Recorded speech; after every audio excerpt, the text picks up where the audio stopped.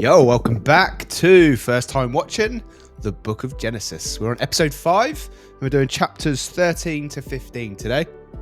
So buckle up, let's get straight into it. Genesis 13. Abram and Sarai took everything they owned and went to the southern desert. Lot went with them. Abram was very rich. He owned many cattle, sheep, and goats, and had a lot of silver and gold. Abram moved from place to place in the southern desert, and finally he went north and set up his tents between Bethel and Ai, where he had earlier camped, and built an altar. There he worshipped the Lord. Lot, who was traveling with him, also had sheep, goats, and cattle, as well as his own family and slaves. At this time, the Canaanites and the Perizzites were living in the same area, and so there wasn't enough pasture land left for Abram and Lot with all of their animals. Besides this, the men who took care of Abram's animals and the ones who took care of Lot's animals started quarreling. Abram said to Lot, "We are close relatives. We shouldn't argue, and our men shouldn't be fighting one another. There is plenty of land for you to choose from. Let's separate. If you go north, I'll go south. If you go south, I'll go north." This happened before the Lord had destroyed the cities of Sodom and Gomorrah. And when Lot looked around, he saw there was plenty of water in the Jordan Valley. All the way to Zoar, the valley was as green as the garden of the Lord or the land of Egypt. So Lot chose the whole Jordan Valley for himself, and as he started toward the east, he and Abram separated. Abram stayed in the land of Canaan. But Lot settled near the cities of the valley and put up his tents not far from Sodom, where the people were evil and sinned terribly against the Lord. After Abram and Lot had gone their separate ways, the Lord said to Abram, "Look around to the north, south, east, and west. I will give you and your family all the land you can see. It will be theirs forever. I will give you more descendants than there are specks of dust on the earth, and someday it will be easier to count the specks of dust than to count your descendants. Now walk back and forth across the land, because I am giving it to you." Abram took down his tents and went to live near the sacred trees of Mamre at Hebron, where he built an altar in honor of the Lord. Genesis 14. About this time, King Amraphel of Babylonia, King Arioch of Ellasar, King Chedorlaomer of Elam, and King Tidal of Goyim attacked King Bera of Sodom, King Birsha of Gomorrah, King Shinab of Admah, King Shemeber of Zeboim, and the king of Bela, also known as the city of Zoar. King Chedorlaomer and his allies had ruled these last 5 kings for 12 years, but in the 13th... There's a lot of kings. Who made these kings?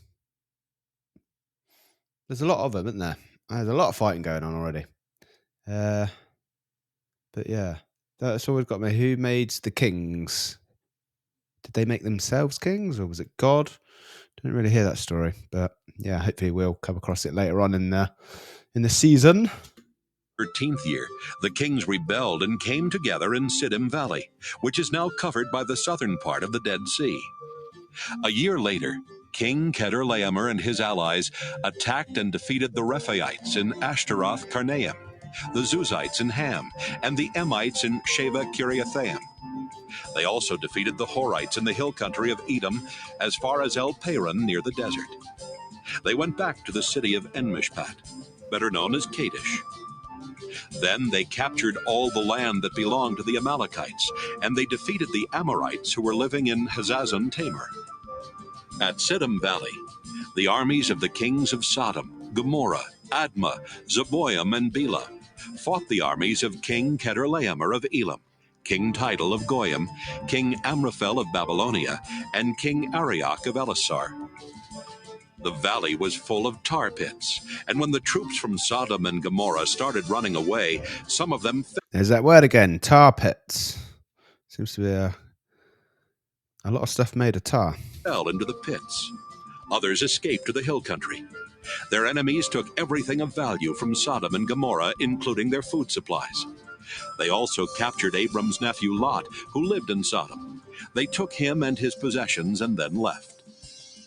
At this time, Abram the Hebrew was living near the oaks that belonged to Mamre the Amorite. Mamre and his brothers Eshcol and Aner were Abram's friends. Someone who had escaped from the battle told Abram that his nephew Lot had been taken away. 318 of Abram's servants were fighting men, so he took them and followed the enemy as far north as the city of Dan.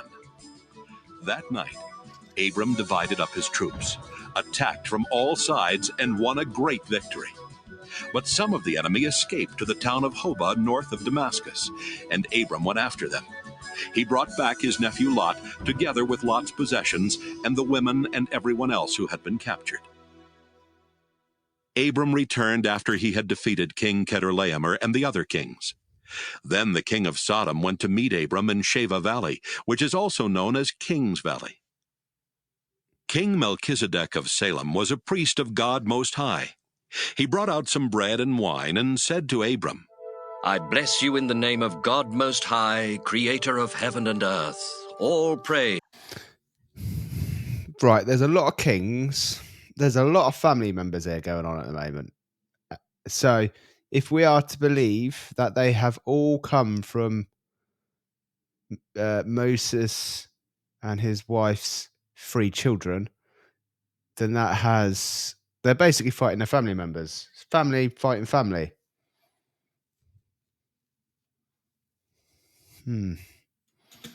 Belongs to God Most High Oh, for help. God Most High. That's Elion. So I've been doing some off the books learning.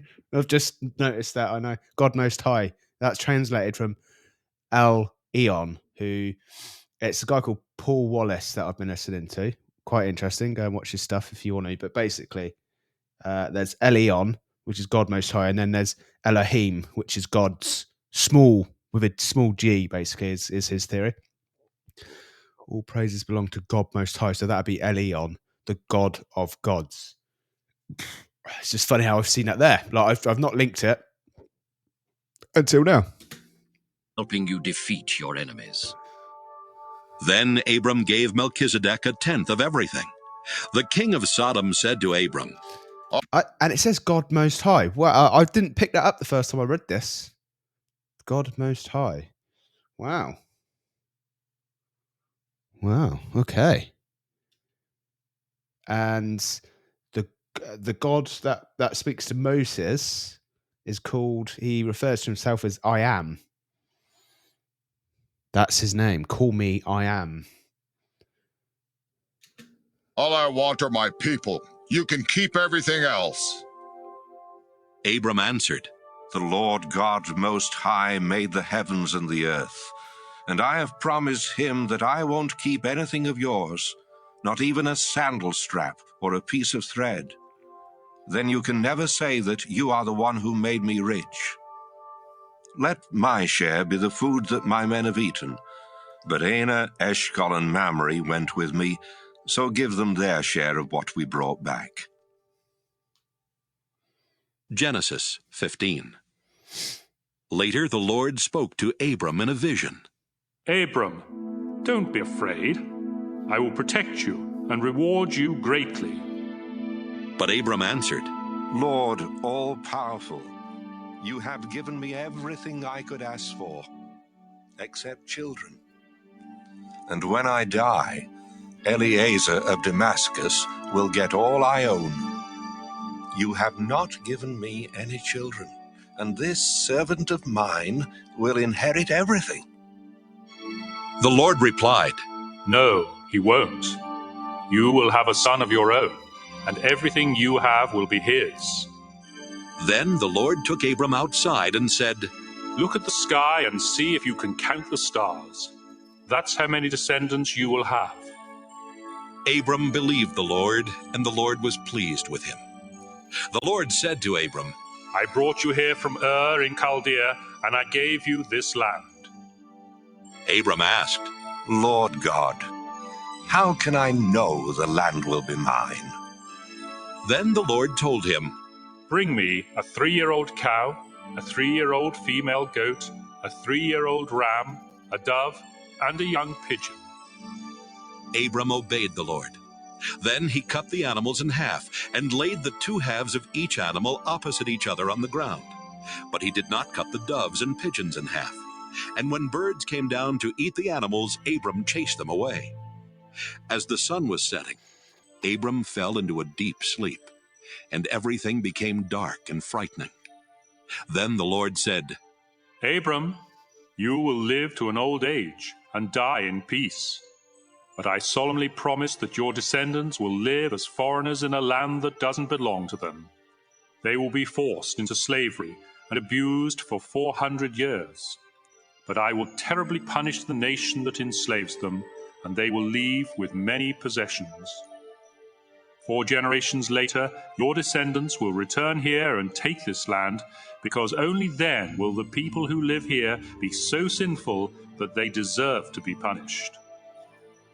Sometime after sunset, when it was very dark, a smoking cooking pot and a flaming fire went between the 2 halves of each animal.